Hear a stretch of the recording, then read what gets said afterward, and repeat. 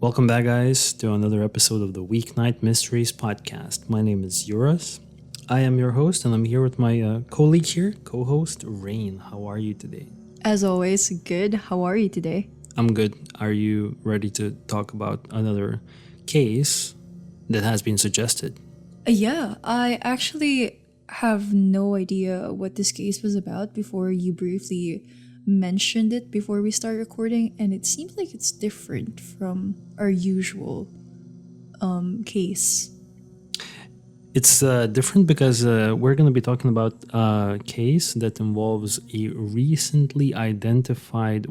recently identified murder victims and the details surrounding their death. So this case, prior to 2021, when the victims were identified, was widely known as the Sumter County Does, as Jane and John Doe, unidentified murder victims. But in 2021, they had been identified. And we will be going through the story here and trying to figure out what's actually happening here and just give our thoughts. A shout out to a YouTube commenter named user4372U4 who suggested us to discuss this case around a month ago. So thank you very much. Thank you. And let's start off with the story. So Sumter County Does. The story starts in 1976. So this is a long time ago, over 40 years ago. Everything started in August 9. At 6:20 a.m., Sumter County, which is in the state of South Carolina, while traveling on a secluded dirt road, a trucker found the two victims lying dead on the ground and contacted a nearby store employee who called the authorities. I found the road where the two victims were found. The road is a very rural road. I have an image here that I took from the Google Street View. Can you describe the road to our audience? It seems like it's just a dirt road that was kind of flattened, probably because of use, but I don't see any cement. It's just basically in the middle of nowhere, fields all around, and yeah, it seems very remote. Very remote road, nothing too specific about it, right? Mm-hmm. So the trucker reported seeing two victims. Both victims have been shot 3 times in almost the exact same location with a .357 caliber revolver. To make things even stranger, investigators stated that it's likely that the couple was shot first in the back and chest and then through the throat, which is very methodical way of murdering someone.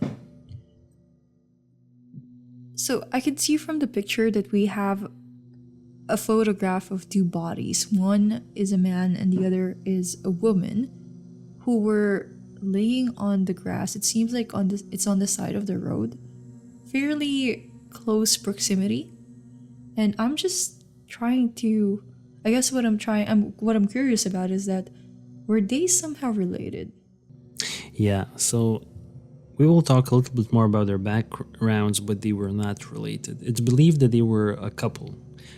I don't think it was definitively proven that they were a couple at the time of their murders, but everything surrounding their backgrounds sort of indicates that they were together at that point. Mm-hmm. So they were not related. And about that picture, I don't think we're going to be showing this on the YouTube channel, but I think people... Maybe just blur it out.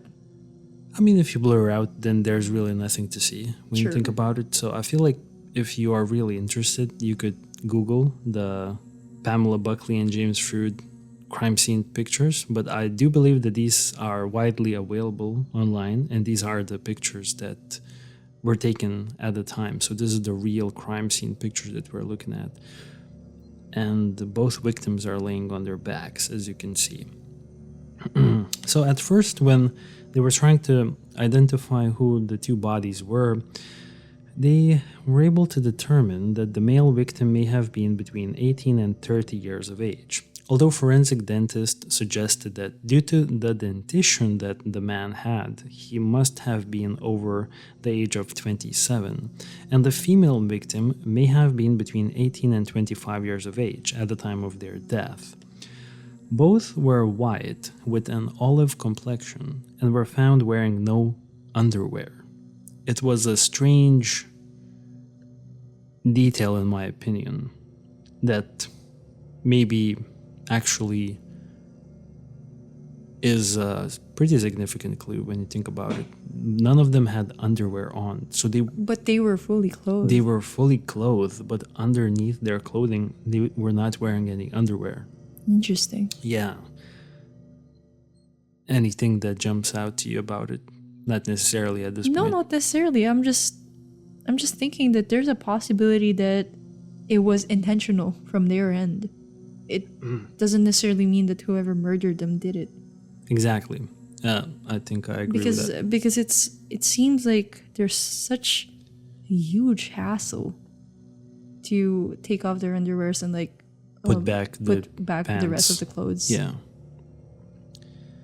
Because of their similar appearance, they were believed to be siblings at first, but DNA tests had confirmed that they were not related. At the time when they were found, they did not have any ID or money with them. It is believed that whoever killed them may have taken their IDs and their money. The female victim had two distinctive moles on her left cheek, near the mouth, as well as distinctively long eyelashes. The male victim had distinctive thick brows and an athletic build, and presented several scars on his back and shoulders, typical from contact sports, because this man was believed to have played football, hockey, or such physical sports. Neither of them had consumed any drugs or alcohol at the time when they were murdered, and both of them had showered in the last 24 hours prior to their murders. It's worth mentioning that both of them were clean and well dressed when they were found. They did not look like they were, let's say, homeless. They looked like they were They pretty looked like they were regular. just casual people, just probably walking or traveling around. Exactly. The woman was wearing 3 rings, which seemed to be handmade, 2 of them containing turquoise. They appeared to have been made in the Southwest America.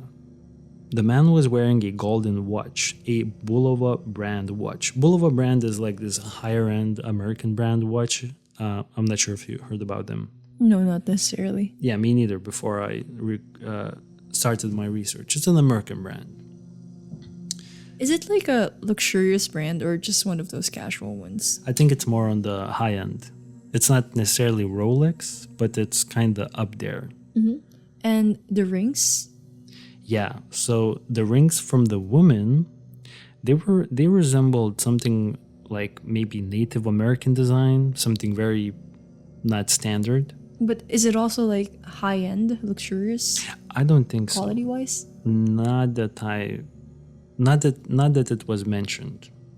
No, because I'm already just trying to picture that if they were robbed, then why leave such expensive items with them? Very good point. And then are they a little bit on the richer side? Maybe they were flashy when they were walking. That's actually a good point, because the man also had a 14-karat gold ring set with a gray star sapphire stone with the initials JPF engraved inside the ring. This indicated that the man's name started with the letter J. The man had extensive dental work as well, including a very rare type of root canal which was performed at the time by less than a dozen dentists across the United States. This could indicate that it was made potentially outside of the US. A campground employee claimed to have met the couple According to him, the male victim said that his father was a well-known Canadian doctor. So I have a little bit more information about this line of inquiry. So several months into the investigation, a man named David Batson claimed to have recognized the male victim, when law enforcement were already asking the public for help to identify the victims. So David Batson, the man who was able to allegedly identify the male victim, he worked 55 miles away from the crime scene at a Campgrounds of America location, which is, I think, some sort of an organization that runs campgrounds in the United States. So he was like a campground manager, something like that. So David claims to have met the victims on 2 occasions, once when the two were making their way to Florida, and the second time when they were returning from Florida. David became friendly with the male victim, and they even played pool together. According to David, the male victim gave his name as Jock. David said that the male victim told him that he was from Canada and that he was a son of a prominent doctor. He went to school to become a teacher against his parents' wishes back in Canada, and his parents had disowned him for not pursuing medical school. David claimed that the male victim tried to sell his ring to him at one point. However, David almost had no details about the female victim. And the interesting part about this potential, or about this detail, not potential, about the detail about David Batson is that now we know that his account is completely inaccurate. Because now, after the 2 victims have been identified, and we will get into who the 2 victims really are, none of them were from Canada.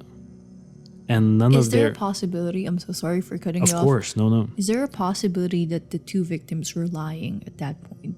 And maybe David was telling the truth, but his truth was a complete lie? That's a very good question. Because it seems very detailed. It seems like it's a big backstory. Mm-hmm. And it's a very good question. And I do want to know whether David Batson actually talked to these victims. Why would they be lying about who they were? Because think about it. If they were trying to hide their identity actively, why would they even spend time with David? Maybe that's also the reason why they were in the middle of nowhere. What do you mean? Like, their bodies were found in the middle of nowhere. So in a rural South Carolina road. Mm-hmm. And they were shot. They were shot, yeah. And immediately I'm assuming that they weren't dragged there. That was their last known location, probably. Yes. They were shot there. Yeah, so in my head they're already in the middle of nowhere. Maybe they were in hiding. Maybe trying to create a brand new life. For themselves, yeah. Running away from someone or something. Maybe they were trying to fabricate this whole story. Mm-hmm. Okay, yeah. I could see how that would be a possibility. Just speculating here. No, but that's definitely interesting. Although the man's wristwatch, the expensive Bulova wristwatch, had the serial number, it could not be tracked because the Bulova company destroyed many of their records when they were downsizing in the early 70s. So they couldn't really check who purchased the watch. That's really annoying. Yeah, that's annoying. Mm-hmm.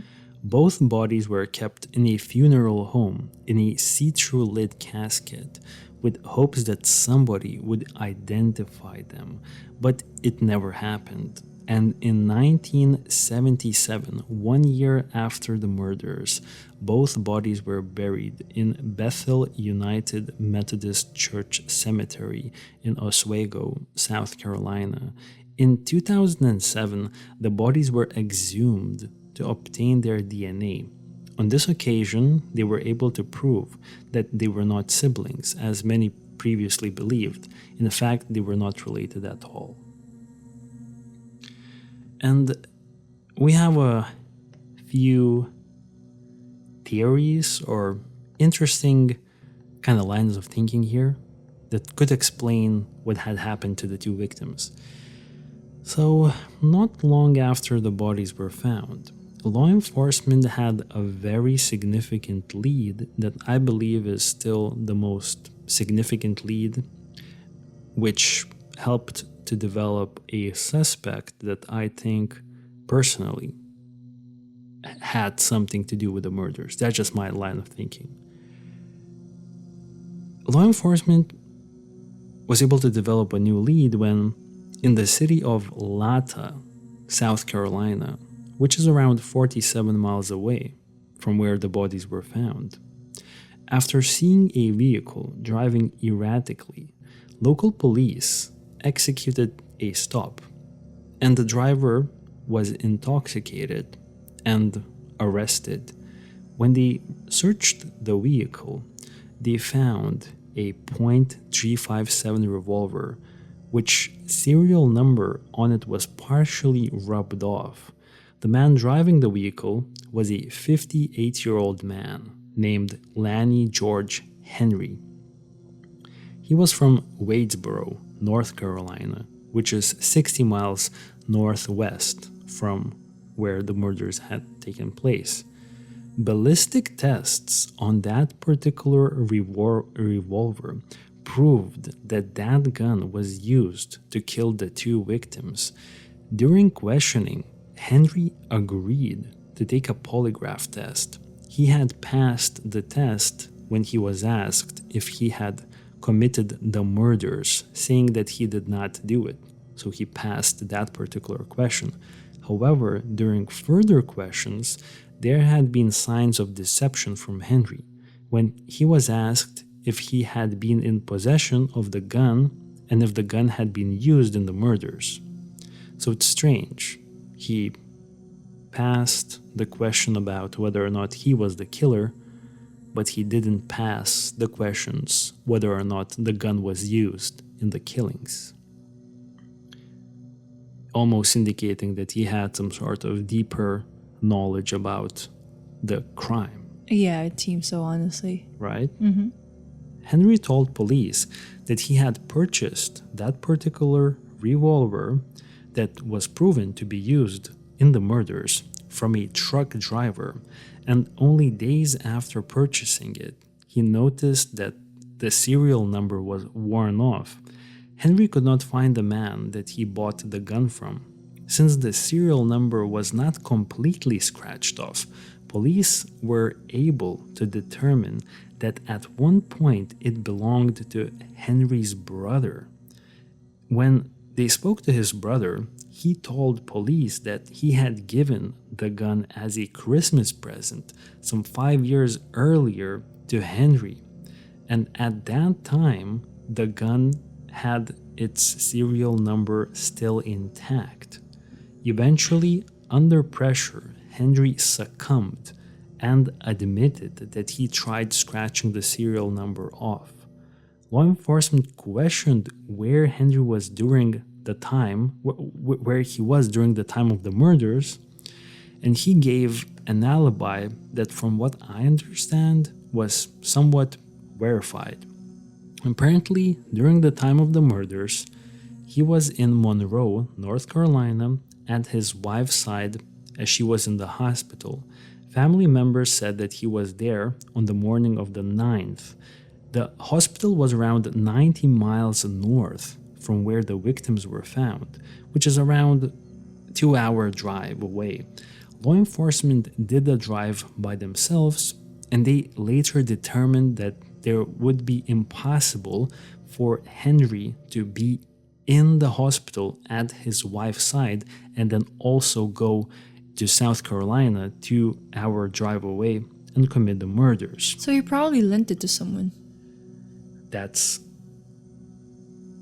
another line of thinking. Perhaps a friend or a colleague, and that family member. And that would make sense how he passed the test about himself not being the killer. Yeah, so he probably wasn't the killer, but he knew who was. He may have known But once again, like scratching the serial number off a gun is an immediate red flag. Like, why would you do that? Yeah. You just don't want to be identified. Why? What are you Why? gonna do? Yeah, what are you gonna do? Exactly. What are your plans? Exactly. He looks shady, to say the least. The fact that Henry was driving around with a murder weapon months later raised some questions to law enforcement. Some of the questions were whether or not he committed the murders and then kept the gun, whether he had loaned the gun to someone who had later committed the murders without his knowledge, or had someone taken the gun from him and then returned it to him. And there were some other kind of tragic moments in Henry's life. 3 years prior to these murders, Henry's son had died in a fishing accident. On a separate occasion, Henry himself had accidentally killed one of his co-workers when he backed up with a dump truck. Henry was notorious for having a drinking problem and multiple run-ins with the law. Never for murder, though. Henry had passed away in 1982, 6 years after the murders. He may have known who the killer was, and some people believe that in one way or another, Henry was involved in the murders. What do you think about it? Do you think that he was involved? Yeah, it looks like he had something to do with it. definitely. He looked like the kind of guy just, I don't know, maybe even lend someone the gun in exchange for a little bit of cash. Yeah. Maybe, I'm just assuming once again. But his life seemed really tragic. Yeah, he had problems also. And he was a heavy drinker, which Yeah, definitely doesn't help in this circumstance. definitely not, no. And he already... Did you say that he had run-ins with the law? Yeah, he had multiple run-ins with the law. Do you know No, why? Maybe. I actually tried to find even more information about Henry, but information about him is very scarce. Probably because it happened a long time ago and it was Yeah. during the time wherein internet is not fully developed yet. Yeah, exactly. So we don't know much about his background. There's another Henry that comes into the picture here. Wait, what? What a Yeah. coincidence. 2 Henrys? There's a serial killer named Henry Lee Lucas. And he came forward at one point and he confessed to the murders. But he was not taken seriously, as it was typical of him to make fake confessions to get certain privileges. He was eventually sentenced to life in prison for 11 Okay, murders. I'm so sorry. What's this? What are the certain privileges to admitting that you committed a murder? Well, if you admit that you commit a murder when you're already serving a life sentence, then, you could have some television time, or you could have, for good behavior. Like, that's what they were giving him back in the day. Oh, really? Just for attention? No, basically. not for attention. Law enforcement were assuming that he's helping solve crimes. Okay. And then, as a reward for coming forward. Maybe less jail time? No, he still had a life prison sentence. It was like, having a nice dinner or like certain privileges in the prison. Okay. Like access to television, I see, access to yeah. newspapers, something like that, But he was lying about so many of them. And later on, with DNA testing, it was proven that Henry Lee Lucas was actually lying about a bunch of these murders that he had confessed to.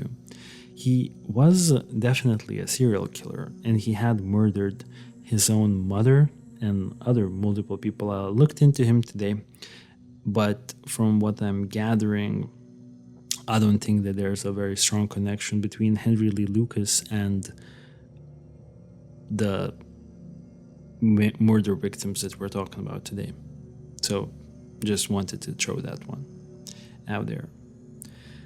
Other things that were of interest that were found on the 2 murdered victims were that there was a pack of Grant's truck stop matches that were found on the male victim's pants pocket. So basically that means that at some point the man had went to a truck stop, a Grant's truck stop, which is like a franchise in America, and he purchased some matches from that truck stop.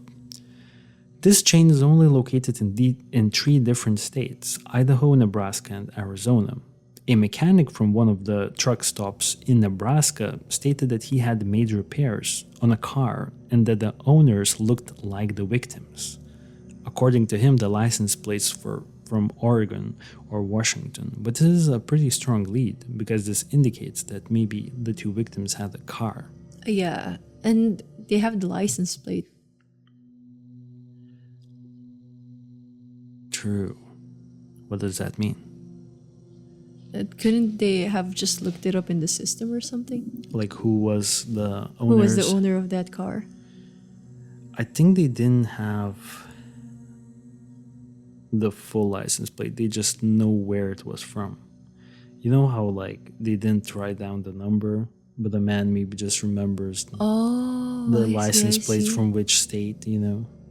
So I don't think they had the exact number. I thought they had like the exact numbers of everything, and it's probably like easier to track down who that car belongs to.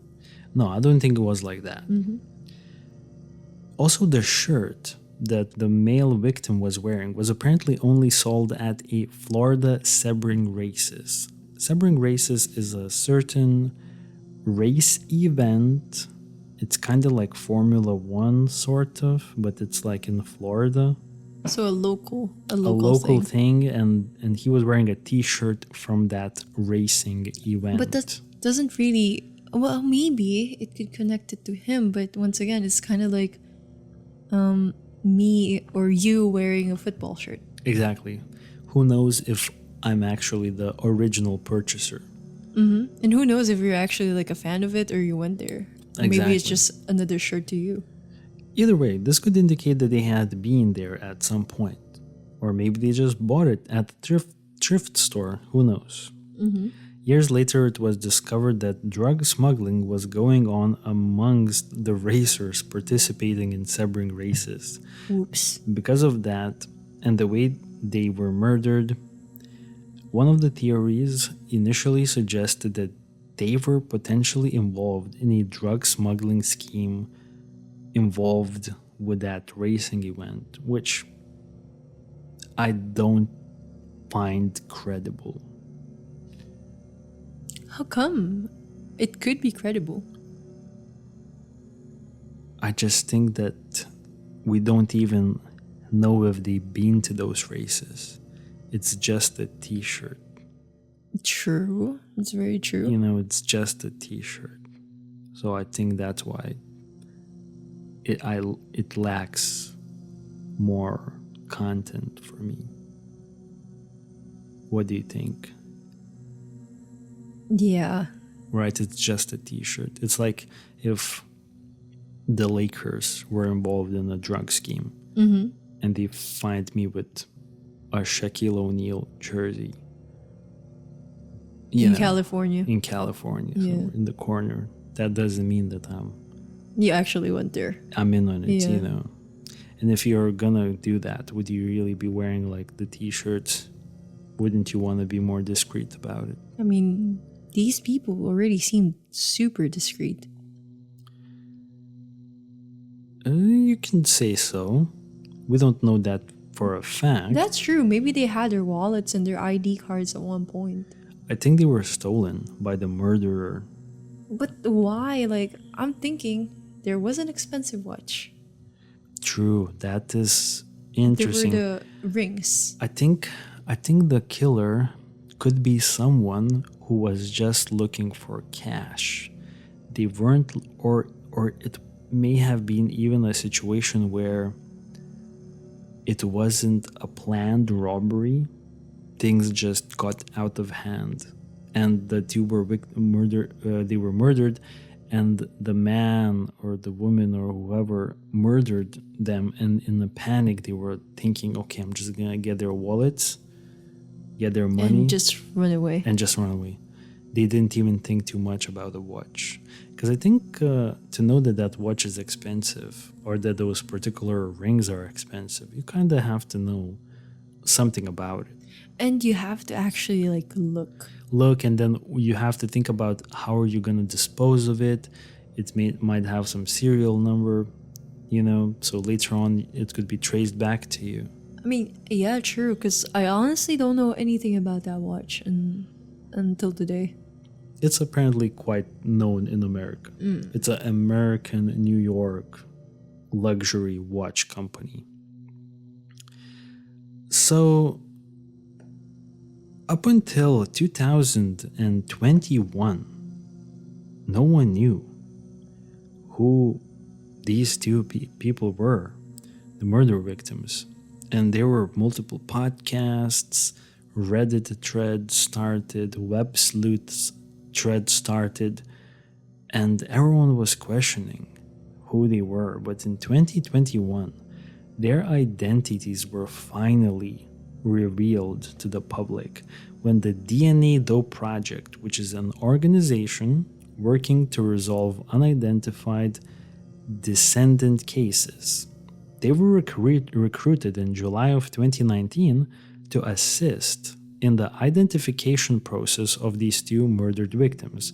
A total of $2,300 were donated to fund the extraction of usable DNA from profiles from bone marrow for genetic genealogy research. Oh, that sounds really complicated. The DNA extraction was done by Ossuary Forensics, where they used a specialized DNA extraction procedure.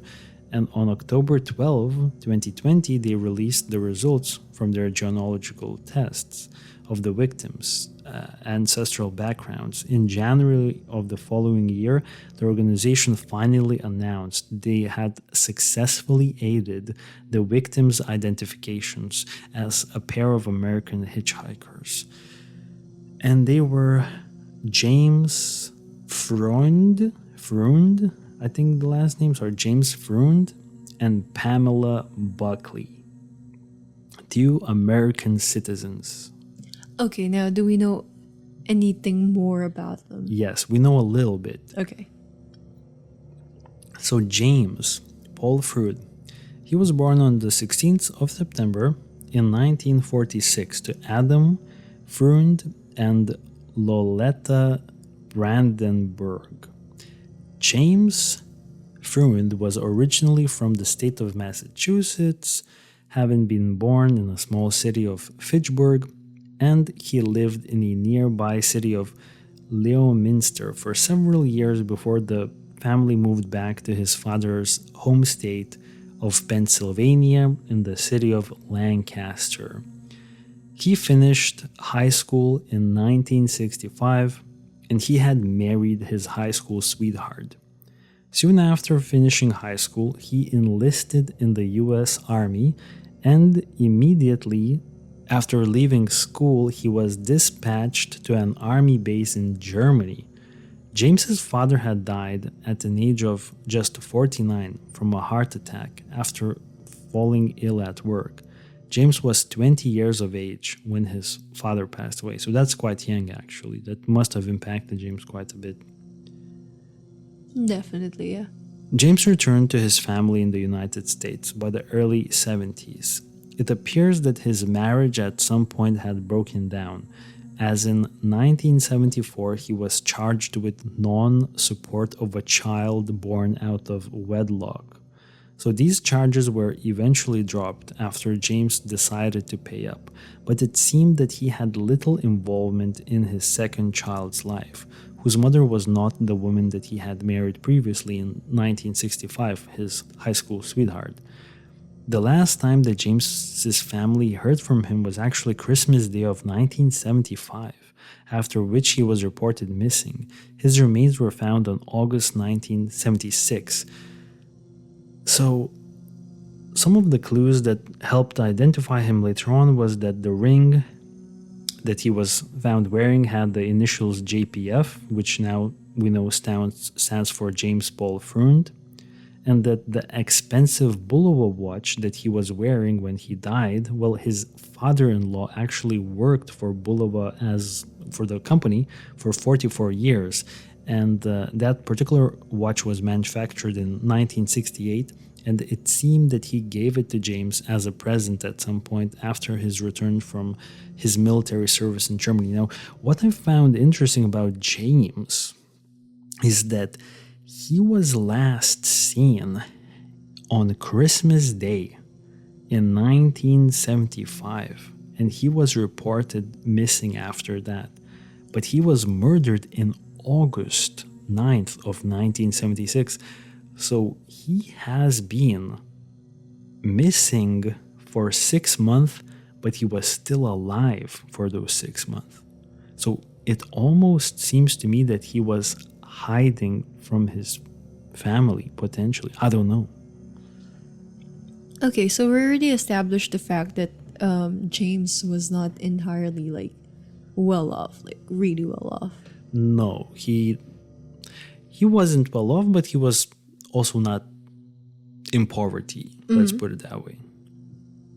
Middle class, perhaps. But he did not buy that watch in any way. It was probably like a gift from his grandfather. Do you know where Father-in-law. Father-in-law. Do you know where he's from? Or where was he last seen? Which state? So I don't know, but I would just assume that maybe Pennsylvania? in Pennsylvania, Christmas Day, Pennsylvania, but I'm just guessing here. And where was his body found? South Carolina. So he was traveling. He was hitchhiking, apparently. Why hitchhiking though? That's a mystery. I'm curious. Like, did he have a job prior Maybe to he his had a disappearance? car. Maybe he had a car. Oh yeah, perhaps. Maybe they had a car. Remember, there was a person who reported allegedly fixing their car. The woman was named Pamela May Buckley. She was found alongside James Freund, and it was believed that they were a couple at the time of their death. Miss Buckley was born in 1951. She was a little younger than James. She was 25. There was an article on the Redwood Falls Gazette, which is a newspaper, that she was the Redwoods JC's Snow Queen in February of 1970. As I understand, it's a beauty pageant, a local beauty pageant. She was set to become the Miss Redwood Falls in 1971, the big beauty pageant in the local area. But instead decided to tour the West Coast with her folk trio Sun Lending. So she was part of a folk band that was touring America. Her band made many stops along the coast. The group played at coffee houses and also in a coffee house in March of 1971 in San Diego, according to a headline in the San Diego State University Collegiate. But small coffee shops weren't the band's only stops. A story in the University of Minnesota Morris newspaper shows that that band was in a concert on campus on March 11, 1975, so kind of a year before she was found dead, with We5. And We5 was at that point a nationally known folk band. And there's not a lot of more information that I was able to find about Pamela, but I'm just under the assumption that at some point James and Pamela met and they were traveling together. Either they were traveling as friends or they were already a couple. We can't confirm, but somehow their path collided. I don't know why though. That's also another mystery that we don't know. And this is all of the information that we have about the Pamela Buckley and James Freund murders. We have one suspect that looks very credible. And is he from around that area? He's from North Carolina. But is he a local of that particular part? Well, Not really. not necessarily, but I mean, it was in the proximity of his home. It was like 60 miles away or something like that. So there's a few details that jump out to me. And before we close off the podcast, I kind of want to walk through them and ask you, what do you think about him? If that's okay. The whole case. No, not the whole case, specific details. Oh, okay. So the first thing is that the murders seem to be very methodical because they were shot in multiple areas in order, like almost to ensure that they're dead. Why would that be the case? Someone definitely wanted them to be dead. Who would make sure they're dead like that? Actually, it's a very road? good question because this case, we really don't have a lot of information and it leaves us with a whole range of possibilities. It could be just an amateur, it could have just been a thief who wanted to rob them and then just probably panicked. Yeah. Maybe James was about to fight and whoever the robber and the thief was just panicked and started shooting them both. It could also be out of anger. Maybe there was a fight. I also want to bring your attention to the detail of no underwear. And there was a line of thinking mentioned that maybe they were doing some sort of, relations. I'm trying to not use the words that are not nice on YouTube, but like maybe they were having some sort of relations in the middle of nowhere.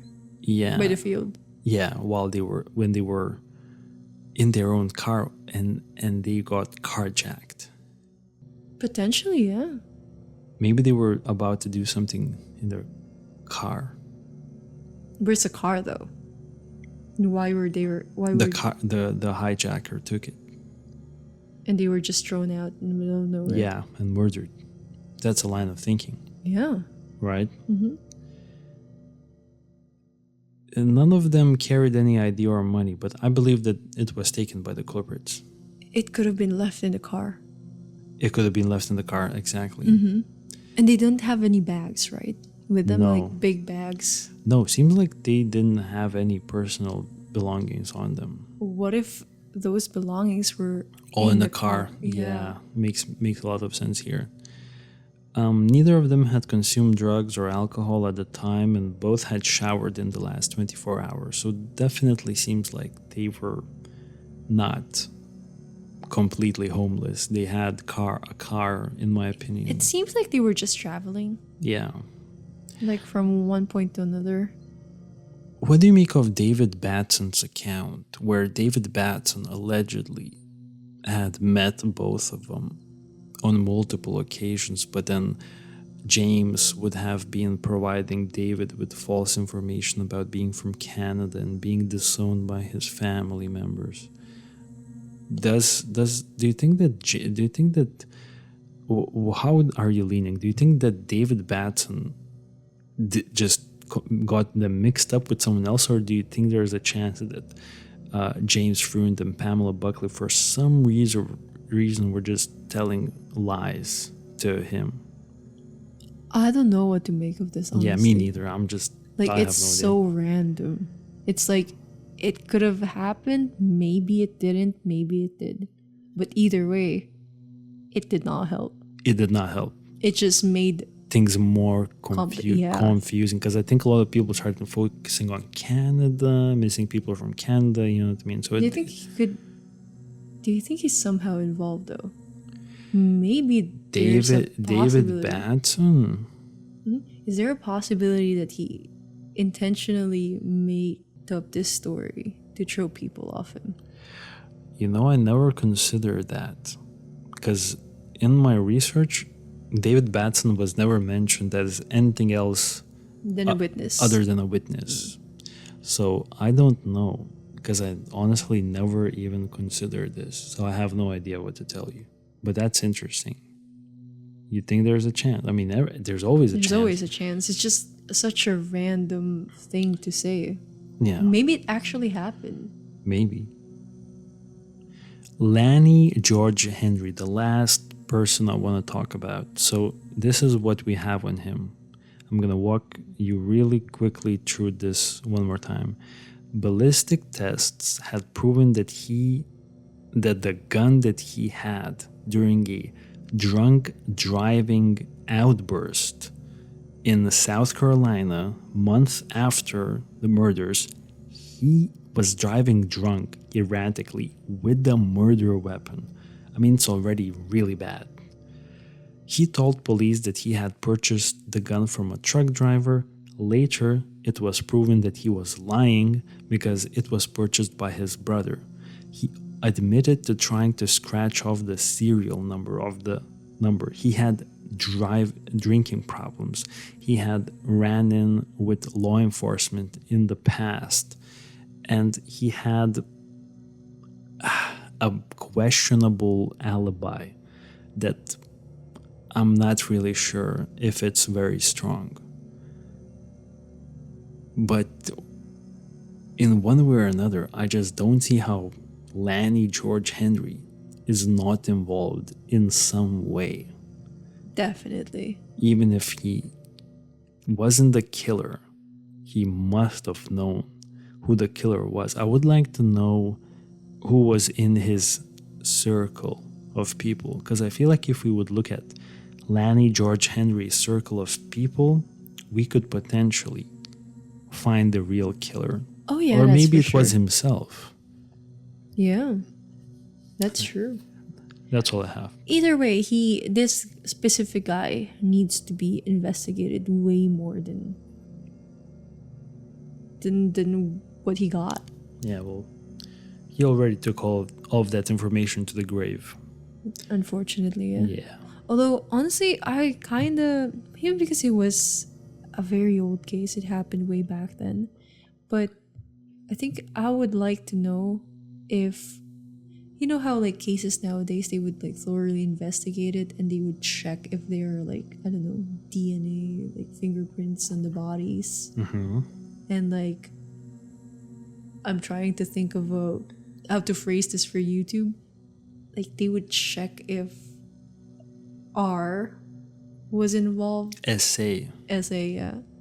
If the victims were SA'd before their death. Kind of want to know if there's like something there, like any fingerprints, any sort of something. In the two victims here? Yeah, Of in the the bodies, case? yep. Well, that was never mentioned. Yeah, and then this guy, this sketchy guy, Henry. Lany George Henry. Yep. Interrogation, more investigation, circle of friends, like what happened the whole day, where's he at? Also, double check the alibi. The alibi needs to be double checked. Yeah. Yeah, so this is it, man. This is the case. I don't have any more information. And once again, I think it's really unfortunate, but it's wonderful that we are identifying those 40 years plus after they were found. Oh, yeah, that's remarkable, honestly. That's so cool. I'm not gonna lie. Like the people who donated that money are the real champions here. Because, you know, the research was done out of the public's donations. They had to generate $2,000 for the work, and they did it. So it's amazing, man. I feel so happy that at least these victims got their names back. And got their identity back. I mean, justice would have been better, but at least we have something. Yeah. Even after years. Yeah, and who knows? Now that their identities had been uncovered, it's been a couple years already. So I'm not sure how far they could go. But I do think that this, you know, I'm just a complete amateur here. I have no idea about how crime investigation works. You know, I'm just talking about stuff on the internet. But I do think that it could potentially open some new doors for investigators, because now they know who the victims are. for the first time. Maybe they could start digging into their backgrounds and seeing who could be the killer. And since the crime happened in 76, I think there's a very big chance that the killer is no longer around. It happened so long ago. I'm trying to do the math in my head. It happened, wait, it's going to be 24 plus 24. It's almost 50 years ago. So there's a huge chance that the culprit could be dead by now. If they were in their mid-age, they're probably gone. You know? Thank you, Rain, for talking with me about this case. Thank you guys for suggesting new cases. And we enjoyed discussing it. At least me. I loved it. Yeah, me too. I like talking about it. I hope you guys enjoyed listening. Yeah. And please leave some more feedback for us. What you'd like to hear, what type of cases. And we will be back soon with more content for you guys. Stay safe. And we will talk to you later. Bye. Bye.